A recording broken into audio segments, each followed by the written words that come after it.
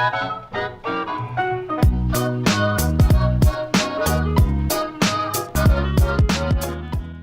YouTube, my name is Nero, and welcome to this week's episode of Dear Nero, which is a weekly series here on my channel where you guys send me in fan mail and or fan questions. Posted to every Wednesday, but I'm going to start this video off by saying that it might not be Wednesday when this video goes up. Wednesday on March 12th is supposed to be the next episode of Dear Nero, but YouTube's messing up a lot. So this video might go up on Wednesday, but it might also go up on Thursday, because right now there's a bunch of errors on YouTube, and it might just not be a good idea to post a video today because, of course, you know, YouTube not working. People probably won't get in their sub boxes, or if they try to get in their sub boxes and they try and load the video and it might not work.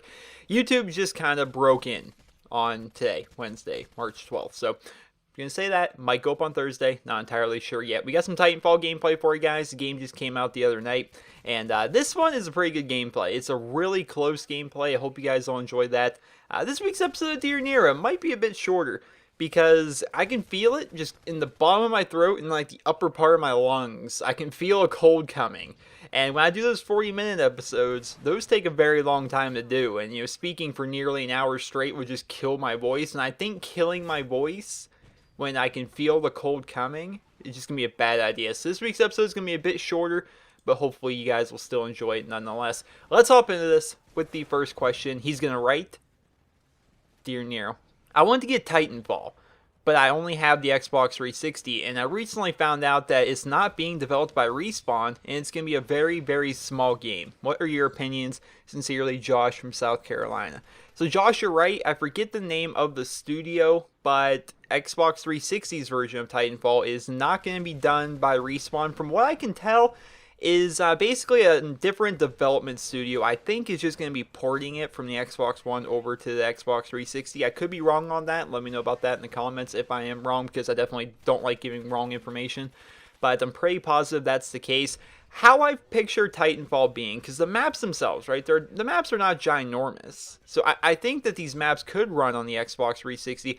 If you look at Call of Duty Ghost on the Xbox One versus Call of Duty Ghost on the 360, the graphics are just a bit better, right? They're better. There's definitely a lot more brightness and a lot more sharpness. And I picture Titanfall to be the same thing. I can't think of too many things that would be excluded from the version on the Xbox 360, with the exception that maybe some of the maps might be a bit smaller, similar to what they do in Battlefield. For example, on Battlefield 3, which I know this because I played Battlefield 3 on the PC and on the console.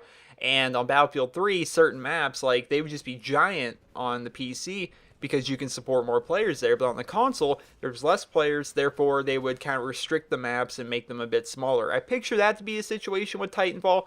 Of course, I don't know. We're going to have to wait towards the end of the month, and we're going to have to see how that works out. But I hope it's good, because I know not everybody has the money for an Xbox One right away. So I hope that they can actually get a good Titanfall experience on the console that they actually have, and not have to buy an Xbox One right away. I mean, of course, that's where things are headed with next-gen consoles. Eventually, people are going to be getting either an Xbox One or PS4. It's just going to take a several number of years. But I hope that they can get a good Titanfall experience now and not have to wait until they can afford to buy a $500 or $400 console. Next question, he writes, Dear Nero, if you could have any talent in the world, what would that talent be, and what would you do with it? Reed from Texas. So I thought about this. Talent. So talent not being superpowers. Superpowers are like the ability to fly, the ability to see through walls, the ability, I don't know, to live forever, or to reanimate yourself, or to just, like, I picture almost like a good superhero idea was like you can never die because you can't be sick. Like, let's say, I don't know, you get shot and your body just automatically heals itself or something. That'd be a cool superpower, but you're asking about talents, and to me, talents are things like the ability to sing very well, the ability to play instruments very well, the ability to be just a bona fide genius, like, just genius, right? If I could have any talent in the world, it would probably be the ability to play any musical instrument very, very well. And the reason I would like that and what I would do with it is I would use that to make my YouTube videos more awesome. That'd be pretty cool. I'll be sitting here playing some piano for you and stuff like that, because I don't know why, I've always wanted to learn how to play the piano. Of all the instruments, you know, some people, you know, they like the drums and the electric guitar and things like that, and I'm like, I think the piano would be awesome. I don't know why, but I do. Let me know in the comments, if you guys could have any talent in the world, what would you choose? Next question, he writes, Dear Nero, I know that you've played quite a few different games in your gaming career, and that you've likely tried several different genres. In your opinion, what game had the best soundtrack? Sincerely, Martin from Canada. So, Martin, I have played a lot of different games over my quote-unquote gaming career, and I've narrowed it down to two specific ones, right? And they're two completely different things. So, number one, and it might sound cliche, but it's pretty cool, is like Pokemon Red and Pokemon Blue, Pokemon Yellow, that 8-bit music of the Generation 1 games, like the Route 1 music, the Powtown music, the Lavender Town song, like all of it is just so good. Like I love the soundtrack to that game. A more recent game that I enjoy the soundtrack, and this is something that probably a lot of you didn't think of, is Red Dead Redemption. Red Dead Redemption soundtrack is like banjo and guitar and a bit of a bit of piano there and a bit of harmonica there. It's like old western sounds, and I don't know. I like the soundtrack to Red Dead Redemption a lot. I also like the soundtrack to Borderlands 2 a lot, like both Borderlands series, mainly because it's just like kind of like a faint, like the little playing the guitar a little bit in the background. I like that a lot. I don't know, I've never been disappointed by a game soundtrack. If you guys, I've never actually played a game like, wow, this soundtrack could be bad. I actually like them all of just about any game I've ever played, so that's pretty good. Except for maybe Black Ops 2. Now that I think about it, Black Ops 2 soundtrack was all like dubstep, but that's besides the point. Next question, he writes, Dear Nero, I was wondering, do you think that Titanfall will have a pro circuit like there is for Call of Duty? Do you think Titanfall's engine and guns feel like Call of Duty? Thanks, Ben from Ohio. Alright, so Ben, first and foremost, this game I think would really lean itself pretty well towards competitive stuff. There's a very limited number of games and different things. There's 3 total Titans as of right now, and there are 10 total primaries, if I have that number correctly. So it's kind of Halo-y. Maybe a bit of Gears of, like, you picture Call of Duty, just tons upon tons of guns. And the reason they have tons upon tons of guns is all the guns are kind of reskinned of different versions of either previous guns or guns that are already in Call of Duty. Like, for example, the MP7 versus the Vector in Black Ops 2, they're essentially the same gun. Essentially the same thing. They got the same fire rate and the same damage, if I have that correct, except for the MP7, I think, kicks a bit more, but also has more ammo, like a bigger magazine. The guns just are kind of like reskins and stuff. That's why there's so many. But you think of like Halo, there's a very limited number of guns in Halo compared to Call of Duty. Same goes for Gears of War. And Titanfall is in that same category. And I feel like the lack of guns actually makes every gun in the game serve a bigger purpose, because all the guns that are in the game, they serve a much different purpose. For example, there's the full auto all-purpose assault rifle, right?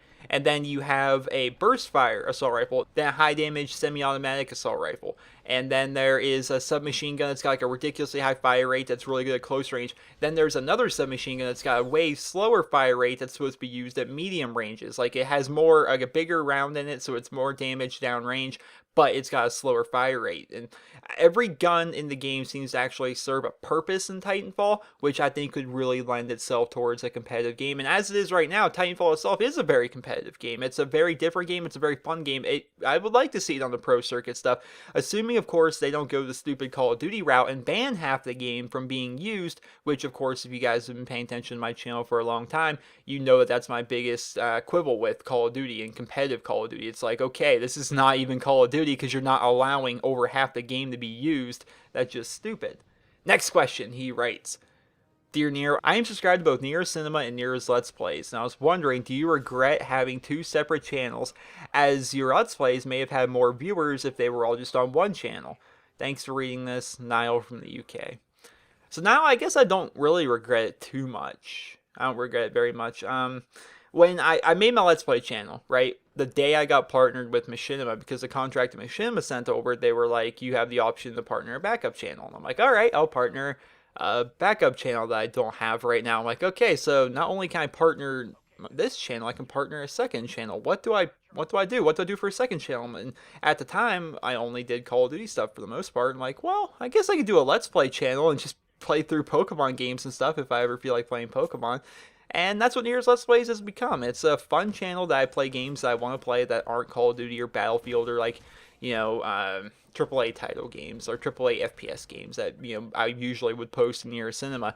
Things like Pokemon, things like, I'm trying to think of all different games. Things like Pokemon, Borderlands 2, Far Cry 3, some Skyrim stuff, Game Dev Tycoon.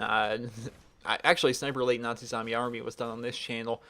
Some Red Dead Redemption zombies, just a bunch of different Let's Play stuff that all goes on my Let's Play channel. And it's fun because my Let's Play channel is like so polar opposite of this channel. This channel is a lot more high effort, a lot more polished than my Let's Play channel. My Let's Play channel is let's sit back and play some video games, and though it doesn't get a ton of views, it's okay, because if I were to post a bunch of Let's Play stuff to this channel, it would cripple NerosCinema horribly, because you guys may not like to hear this, but as Call of Duty fans, you guys kind of suck. And that's because Call of Duty fans don't like anything except for Call of Duty. That's just how it kind of goes. And if I were to post, on this channel, which is mainly Call of Duty and, now a little bit of Titanfall because the game just came out and, things like that. If I were to post that kind of stuff on NerosCinema, it would just not work out. If I were to try and post like Pokemon over here, people might not like it as much. Even though I did do Pokemon mode last year, that was a fun game. But if I were to do random, just tons of Let's Play stuff, people probably wouldn't like it. And it would probably turn out like a lot of channels. I'm not going to describe names, but there were a lot of people that were really popular during Modern Warfare 2 as these big Call of Duty channels. And as the years gone by, their interest in Call of Duty has kind of faded, and their channels have turned to different kinds of games. And those different kinds of games are probably the reason that all of their channels are doing really bad. Not all of them. I'm not giving names, but there's a lot of people that I can think of in my head that were really popular during Modern Warfare 2 when Call of Duty on YouTube first became a thing. And now they do tons of different other stuff, and it's just not working out for them like it did back in the day.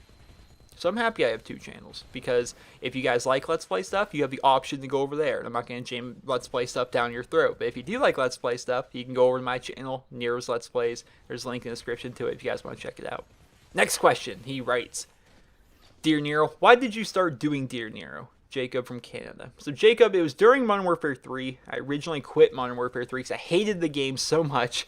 And I was worried, what was I going to do with my channel? Because I wasn't going to be doing Modern Warfare 3 stuff, and I randomly just had the idea, because it's not really a random idea, because tons of people do it, but I figured, let's do a Q&A series here on my channel, right? Let's do kind of a Q&A. I never really did Q&As ever on my channel. I'm like, well, we can do a Q&A series, right? And then suddenly, 82 episodes later, here we are, still here doing Dear Nero, and it's kind of a cool little thing. If you go to the Dear Nero playlist on my channel and you scroll all the way to the bottom, you can see the very first episode. I think the very first episode of Dear Nero was done on Minecraft on the Xbox 360 was the gameplay for that video. It was very long time ago. I don't know. I love the Dear Nero's this old. I love that I've done something that's gone on for this long. I think it's pretty cool. Next question, he writes, Dear Nero, I noticed that you've changed your intro to Hello YouTube, my name is Nero, and I was wondering, did you do it for the hell of it, or is the reasoning behind it Nick from Newfoundland? Did I say it? Please say I said that right. Newfoundland? I think it's Newfoundland, right? I hope I did that right. Please let me know. Why did I change my intro? I changed it because I talked about it in a different Dear Nero. It just doesn't feel natural. When I say what is going on in everyone's Nero again, it's like, I don't say that in real life. I don't say what is going on. I don't know why that was my intro, but it always just kind of has been, and it just kind of stuck. And I don't say that. And I figure, why not change it up a bit? I think it appeals to more people, because the way I say it, like when I start my intro, what is going on, everyone's Nero again?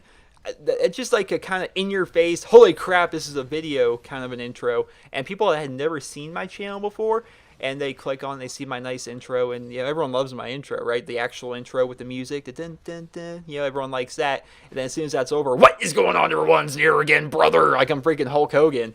And I'm like, I don't like that as much. But I didn't like the idea of having that a bit more calm. Hello YouTube, my name is Nero. I like that a lot more, and that's why I changed it.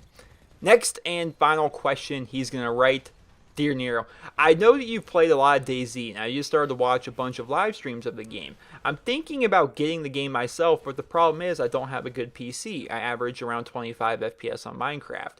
But my question is, do you need to have a good PC to run DayZ? Thanks, Brad from Maine. So Brad, DayZ right now, DayZ standalone right now is still in pre-alpha. I don't think it takes an uber awesome PC to be able to run it, to be honest. I think if you lower the settings quite a bit, the game can actually run relatively smoothly. I would imagine there is a website. If you just type in like into Google, I think it's called "Can I Run It?" and then the first link or whatever pops up, I think that would be the website. And you pick the DayZ standalone in there, and it'll actually test if your PC meets at least the minimum requirements of that game. You can look on Steam towards the DayZ standalone. You can look at the minimum requirements. You can look at what you have on your PC, and you might be able to run. But the DayZ standalone game is a fantastic game. I highly suggest if you guys do have PCs that can run it, to at least try it, because the game itself is in pre-alpha, right? Pre-alpha, not in alpha, not in beta, pre-alpha. Right? I've done over 50 episodes of like a playthrough of just me and my friend Nick playing through DayZ Standalone. I've done over 50 episodes of that game, and it's not even in alpha. It's very fun. If you like a giant open world zombie apocalypse survival style game, it's pretty fun. The one thing that people say is like the game, there's not too many zombies, but there really isn't a lot of zombies. But I'll say this, when you first start playing the game, those zombies kind of wreck you. They always seem to kind of wreck you when you first start playing the game before you get used to how everything flows within DayZ. They can definitely be difficult. They can definitely be difficult. But as you get more progressed, zombies don't really hurt you around too much. They're not that bad. The biggest thing is it's an open world zombie game, and everyone in the world is an asshole. Pretty much. I've met one person, I think, on DayZ Standalone that did not start shooting at me. And it's fun. It's really fun. I've been alive. Nick and I have been alive forever in DayZ Standalone. And during the Let's Play, we were running through, if you guys are aware of the game, we're running through Cherno. And we're running through Electro, right? And I have all this gear. And I'm not even trying to kill people. I have like 8 saline bags. Or saline? I'm pretty sure it's saline. 8 saline bags. That sounds weird to say. In my backpack. I'm a medic. I'm trying to be a medic. Like, we're running through Cherno and stuff. And we're like, does anybody here need a medic? And it's just not... Nobody ever responds. They just come towards our voices and start shooting at us. Yet we haven't died yet. So I guess that's a good thing. But, I don't know. It's really fun. DayZ Standalone's a fun game. Highly suggest picking it up if you guys have a spare. What is it, $30? It's a very fun game. And it's only in pre-alpha. So it's only going to get better. And it's already pretty good. I hope you guys all enjoyed this week's episode of Dear Nero. And if you did, please be sure to leave a rating where you guys feel the video deserves. This is a shorter episode. Not the shortest episode in the world, but definitely a shorter episode. I had a bit of a coughing fit there towards partway through the video, but I don't know. I can just feel this cold in my lungs. I can feel it in my throat, and I really hope I don't end up actually getting sick. I really hope it doesn't happen because, Titanfall's out. We'll make videos on that. You got Chem Strike Saturday coming up on Saturday, and I hope it all works out. I do hope you guys enjoyed this week's episode of Dear Nero, though, and if you did, please be sure to leave a rating where you guys feel the video deserves. If you guys like to send in your guys' questions for next week's episode of Dear Nero, simply send me a personal message here on YouTube. Make the title of the message Dear Nero. If it's a good question, an entertaining question, and above all, a question I've not yet answered before, I will do my best to go ahead and look at that. So I hope you guys all enjoyed. Remember to rate the video. Hope you guys all have a wonderful day.